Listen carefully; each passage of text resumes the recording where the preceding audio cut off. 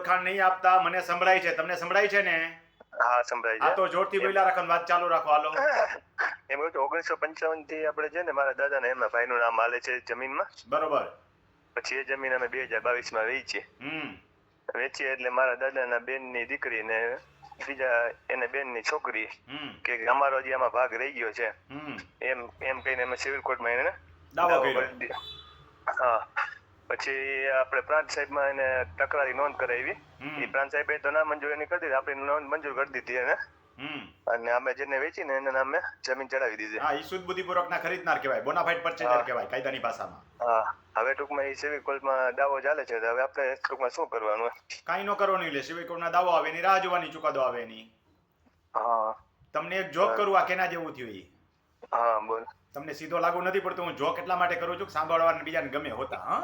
હા, ભરતી કોપી કોઈએ માથે ન ઓઢી લેવી. બસ. એકવાર એક ભાઈ હતા, સમજ્યા? તમારા જેવા ફોનમાં મિત્ર થયા. મને કે ક્યારેક ફલ્લા બેરાજ આવો તો આવજો. મારે જામનગર જવાનું થયું, રસ્તામાં રોકાણો હું.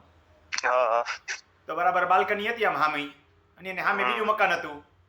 તો મને ક્યાંય બાલ્કની બેસો, હિંચકો છે કે તમને બીજી કોઈ ઓળખાણ તો થાય નહીં, કંટાળો આવશે કે જમવાનું થાય ત્યાં સુધી. આપણે જમવા એ નિસ્બત હતી. મેં કીધું બપોર થાય ઘણું કીધું, જમીન પછી વ્યા જાય આગળ.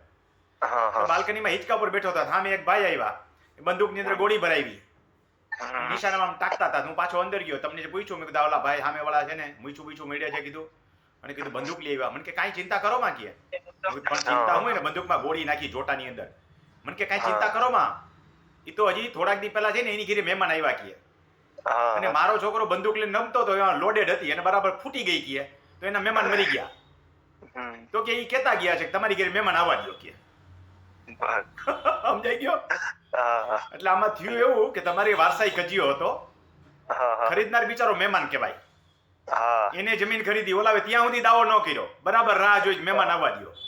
હવે જમીન તમે વેચી પછી હવે દાવો કરે તો ઓલો સુદબુદ્ધિપૂર્વક નો ખરીદનાર છે બિચારો, મહેમાન છે ઈ.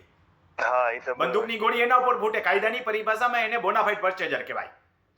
એને શક્ય એટલી તપાસ બધી કરી લીધી હોય, પછી કેસના દર દાવા તો ભલે ને કીરા રાખે, એમાં તો કોઈ મોઢે હાથ દેવા ન જવાય. ગામ વાતો કરે આપડી, તો કઈ ગામના ગઈને મોઢે ગઈને થોડા બંધાય, બૈલા રાખે. એમ કેસ કરવાવાળા ભલે ને કેસ કરે, કઈ બીજી ઉપાધિ કરવાની જરૂર નથી. હા ઠીક છે, ભલે ભલે વાંધો. ભલે આવજો ભાઈ.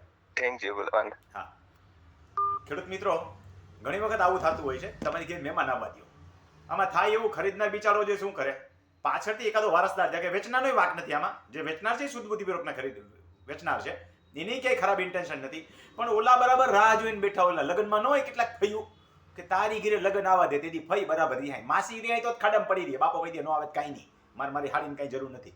પણ ફઈ રિહાય ન હાલે, એમાં ફૂઓય પાછો રિહાય. એટલે આવું સમાજમાં બનતું હોય. એટલે જેટલા ફઈ ફૂવા હોય ને આપણે બધાય થાય કોકના. એટલે આવા ધંધા કરવાની રિહાવાના, ખૂણામાં પડ્યા રહો.